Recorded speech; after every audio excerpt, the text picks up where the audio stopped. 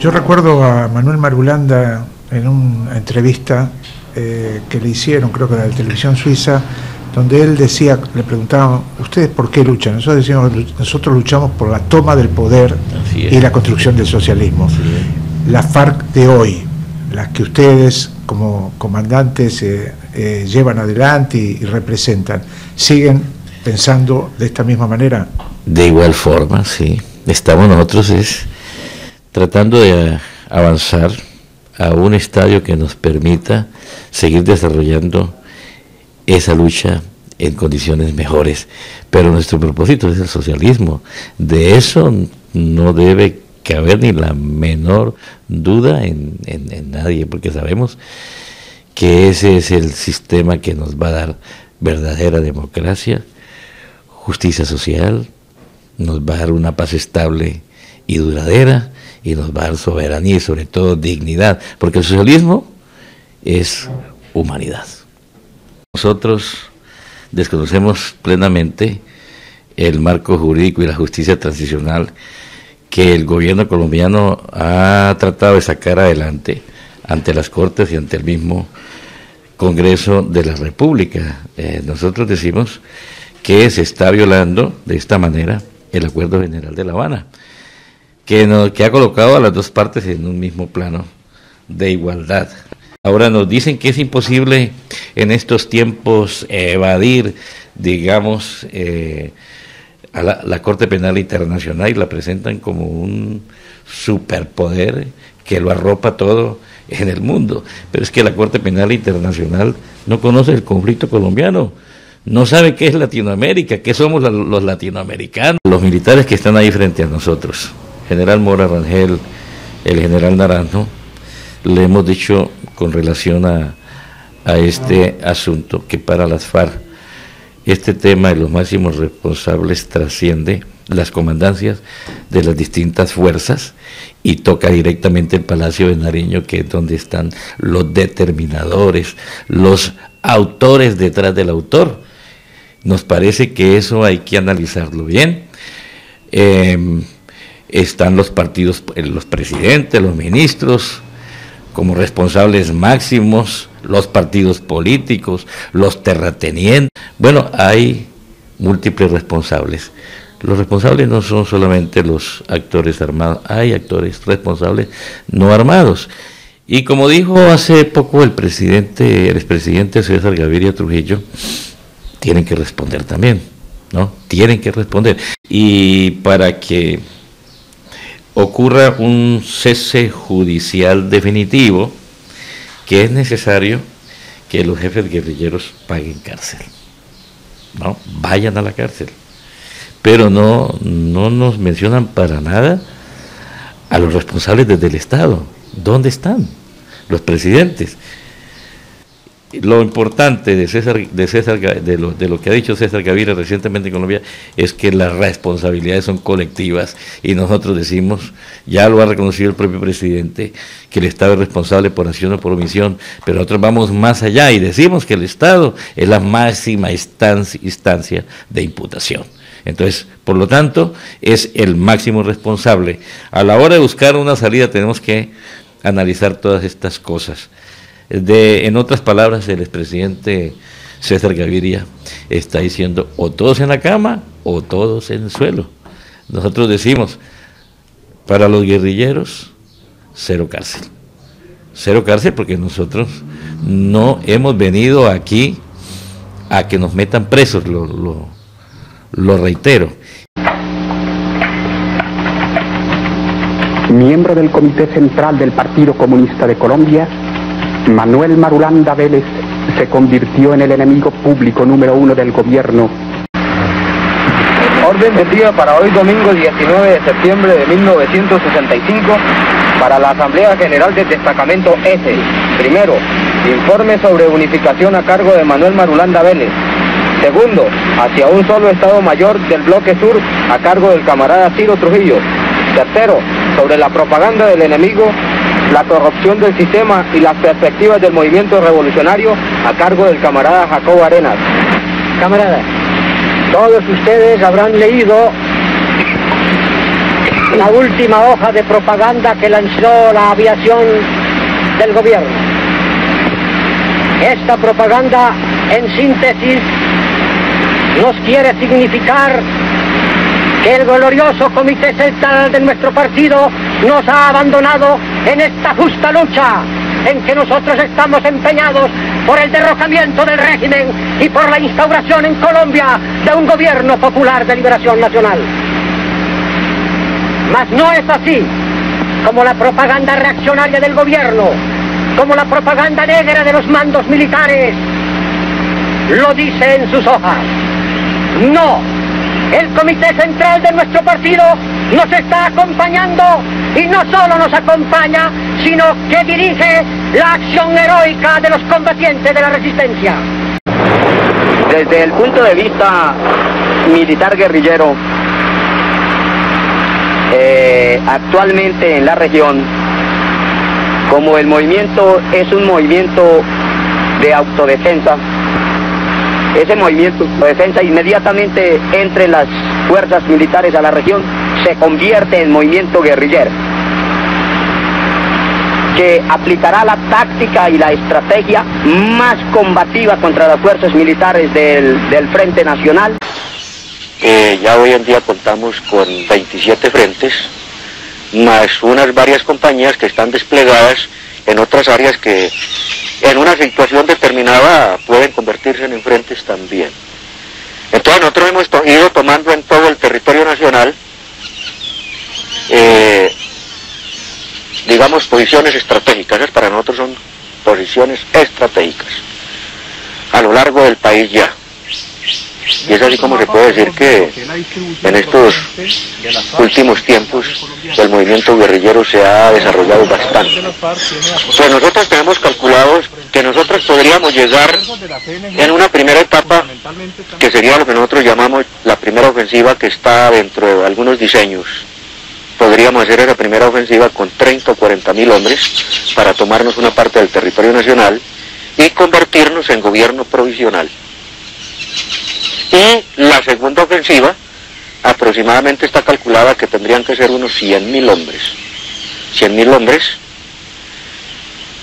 para poder lograr precisamente la toma del poder, que contar con el apoyo de ellos, precisamente para poder lanzarse esa ofensiva y derrocar definitivamente el sistema.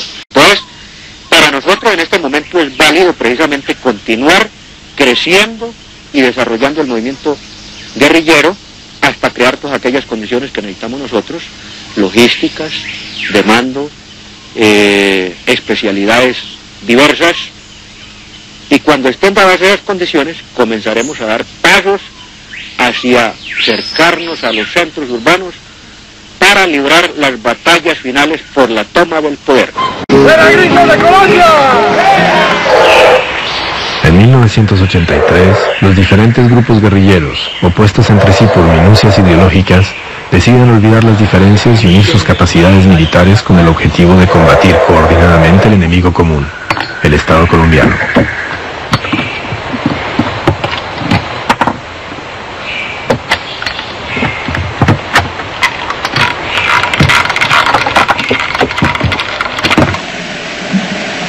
Les dirijo unas pocas palabras a todos para clausurar este evento que consideramos todos los aquí presentes es un hecho extraordinario.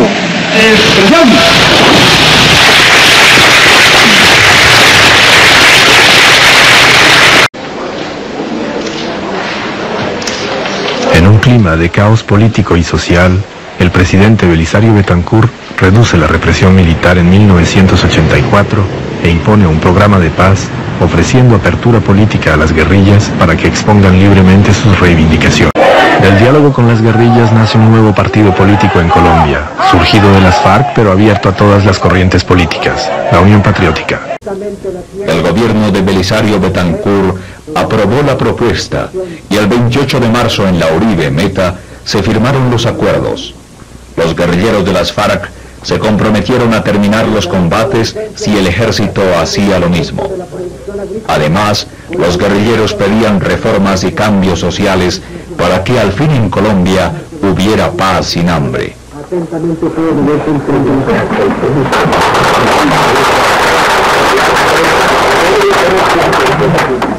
Los guerrilleros de las FARC han cumplido los acuerdos y le han propuesto a los colombianos que quieren cambios grandes en el país que se unan en un nuevo movimiento político. Ese nuevo movimiento se llama la Unión Patriótica. Unido a este Congreso de la Unión Patriótica para acoger la propuesta de paz y las reformas que necesita Colombia.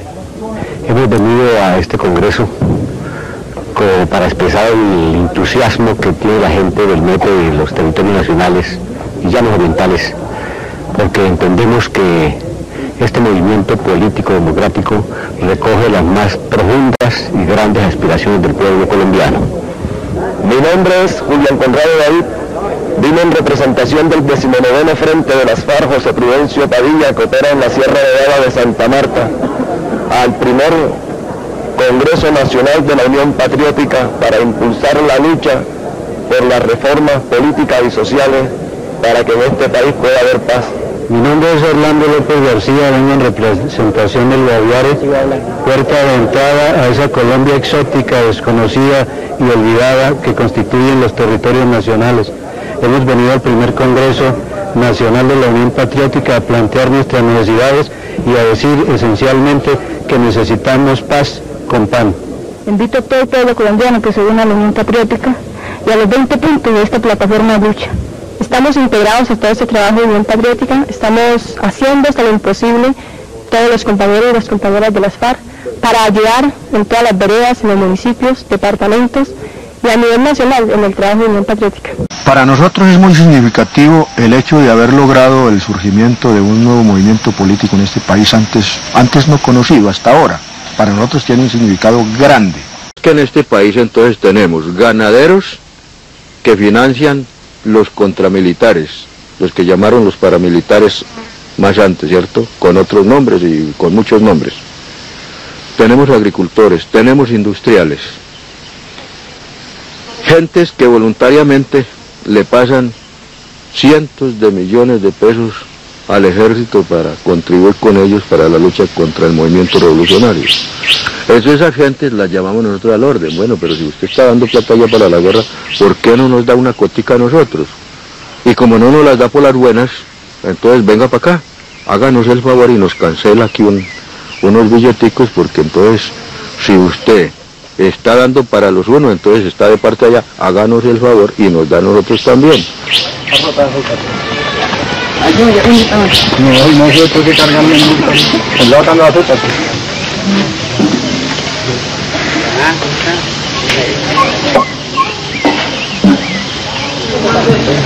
¿A dónde?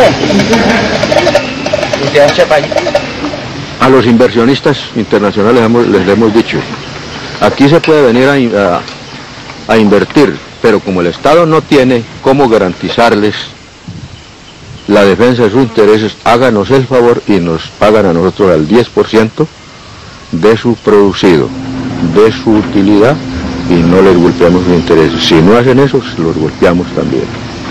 Bueno, pero paga para poder garantizar. Y si no, que mejor que no se meta con esa inversión, porque de pronto se le llevan el gerente, le destruyen la maquinaria, o uno sabe qué puede pasar, ¿cierto?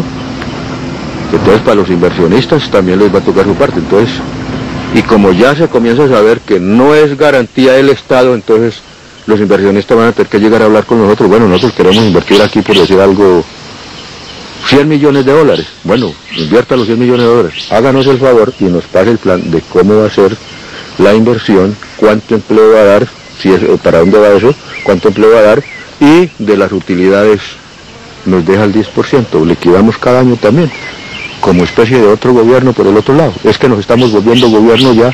Es que aquí en este país ya poco nos hace falta para ser dos gobiernos. El gobierno oficial y el de nosotros. Habló así.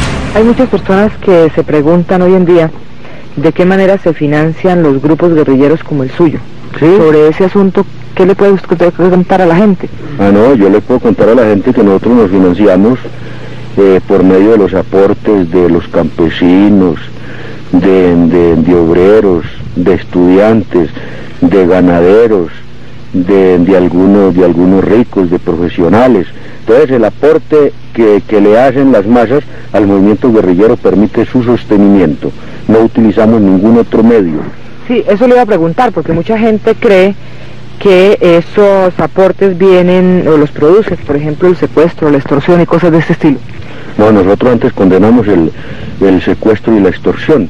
Somos enemigos de ella, porque nuestra organización es una organización de tipo político militar, y nos apoyamos precisamente en las masas populares para hacer el cambio que tanto hemos buscado, sobre la base de que sean ellas las que aportan para hacer ese cambio, como hacen los aportes los partidos políticos, liberal o conservador, para sus campañas electorales. Así mismo nos ocurre a nosotros. Discúlpeme que no le crea algunas cosas. Por ejemplo, yo no creo que en la historia de las FARC jamás se haya secuestrado a una persona. Yo creo que sí de pronto debieron secuestrar a alguien. Puede que algo ocurrió en algunos frentes, pero uno no sabe muy afirmativamente. De repente en su lucha guerrillera, yo supongo que cuando usted actuaba con las armas, ¿usted de repente tuvo que matar gente o no? No, yo nunca he tenido que matar gente. Somos una organización marxista-leninista que hemos agregado a nuestro ideario el pensamiento bolivariano de la unidad latinoamericana. Entonces, en ese sentido, si hay unidad ideológica, hay unidad en la práctica, hay unidad en la cuestión en frente a la táctica y la estrategia. Estamos entendiendo mejor y están haciendo ciertas concesiones, ¿no? Que es muy importante.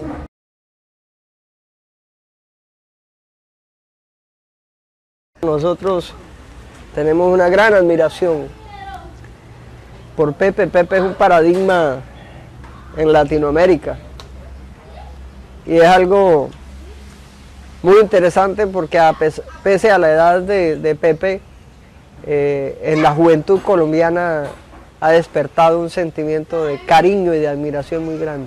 Los campesinos que habían allá, que eran liderados por el camarada Manuel Marulanda Vélez y otros líderes, los que nosotros llamamos los marquetalianos, tocaron varias puertas, tocaron a la iglesia, mandaron varias propuestas para que los escucharan.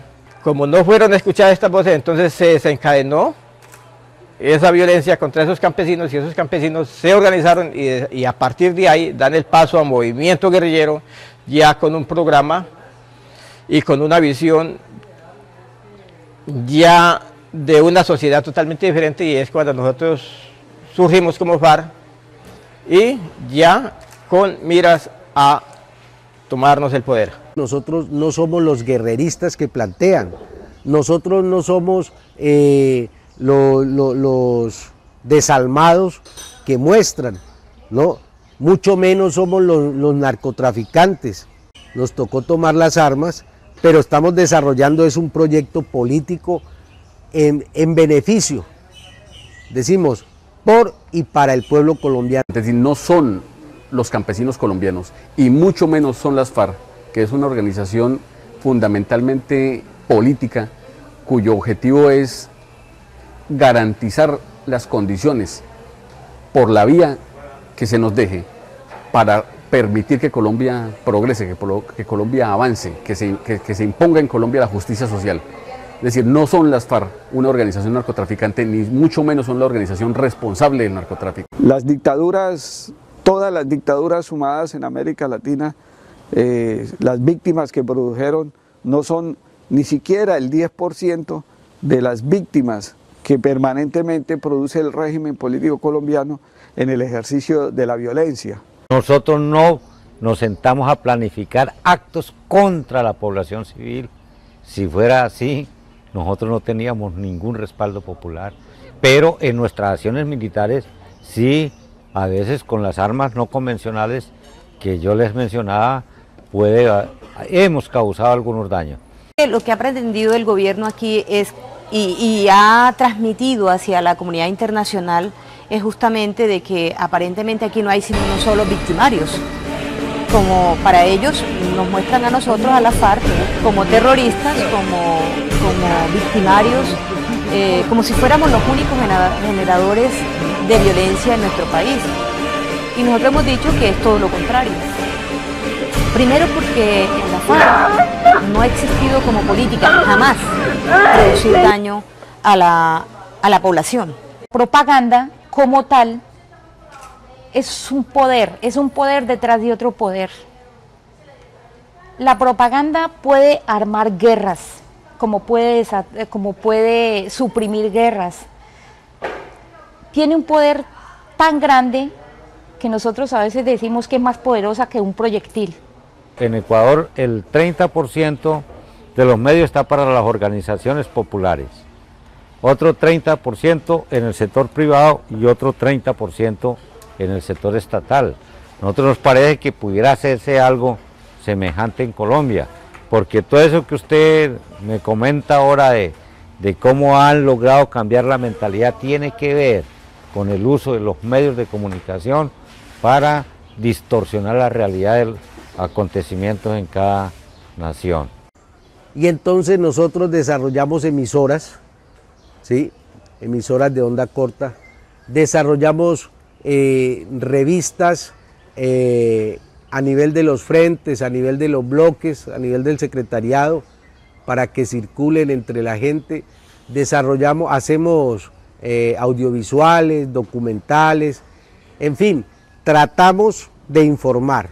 Eso sí, tenemos claro, publicamos algunos libros, en medio de todas las limitaciones. Nos alienta a estar luchando, pero nosotros luchamos por la felicidad. Mira, nosotros somos una organización marxista-leninista y hay un criterio en la formación de un partido revolucionario y en su sostenimiento muy importante. Es un elemento incluso estratégico.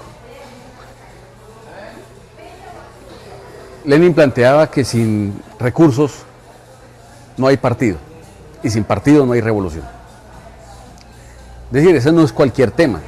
Tú no puedes verte abocado a una lucha sin haber resuelto, por lo menos en sus rasgos más generales, cómo vas a financiar un partido, que es un mecanismo de organización política para que las clases desarrollen sus intereses, y mucho más una organización político-militar como las FARC. Es decir, es muchísimo más costoso el financiamiento de un ejército revolucionario. En ese sentido, nuestro planteamiento histórico ha sido muy básico. Digamos, cada unidad guerrillera, donde quiera que se encuentre, se financia con los recursos de la región en la que esté. Si un frente guerrillero está ubicado en una zona productora de caña de azúcar, se va a financiar con la caña de azúcar, con un impuesto que grava a los sectores más pudientes, en el que se les invita a que, así como aportan para la guerra antipopular, aporten para la guerra popular. Eso quedó plenamente especificado en una ley sobre tributación que nosotros llamamos la 002 del Pleno del Estado Mayor de las FARC del año 2000. Si una unidad guerrillera está ubicada en una región ganadera, pues se va a financiar con el ganado, es decir, con un impuesto que se le cobra a los grandes ganaderos, que igualmente, así como financian el aparato militar y paramilitar del régimen para combatir al pueblo, pues tienen que financiar también. No es una contribución voluntaria, digamos. Es una imposición de un Estado en construcción, como son las FARC, y por lo tanto hay una ley que establece de forma muy concreta, ¿cierto? Muy clara, muy taxativa, si se quiere. Vengan, señores, acérquense, usted tiene una propiedad superior a $1 millón, entonces por favor, sírvase cancelar una suma de dinero para la organización. En caso contrario, pues como cualquier Estado, se tomarán medidas. Es decir, hay una invitación primero a que eso se haga sin recurrir a la coerción, pero si la coerción es necesaria, pues habrá que decirle al señor terrateniente, decirle al señor ganadero, decirle al señor industrial, por favor acérquese y cancele. Como no se quiso acercar, pues venga por favor y nos paga. Realmente la guerra, digamos, la guerra revolucionaria la tiene que financiar los que tienen dinero. No, nosotros seguimos creciendo. Mientras no se resuelvan las causas de la guerra, seguiremos existiendo y seguiremos con nuestra dinámica de crecimiento, de combate, de formación, de propaganda. ¿Sí? Queremos sí que se resuelvan para poder dejar las armas sin uso, que las armas no sean necesarias, porque las FARC, el movimiento fariano, es consecuencia de la violencia oficial, no es causa de la violencia. Nosotros somos respuesta a una agresión, no somos los causantes de la agresión. La persona pide ingreso, se lo pide a un mando autorizado para eso. En las FARC hay unas normas de reclutamiento, son de 15 años hacia adelante hasta 30 años. Se requiere de que la persona sea alta física y mentalmente. Entonces recibe la instrucción, porque como es una organización política militar, que tiene una disciplina política militar y que es una organización que lucha por un proyecto de vida que tiene como propósito el derrumbe de un sistema. El fin no último, pero una de las aspiraciones es la toma del poder por cualquiera de las formas de lucha que podamos adquirir. El Estado colombiano y la guerrilla se sientan en pleno plan de igualdad.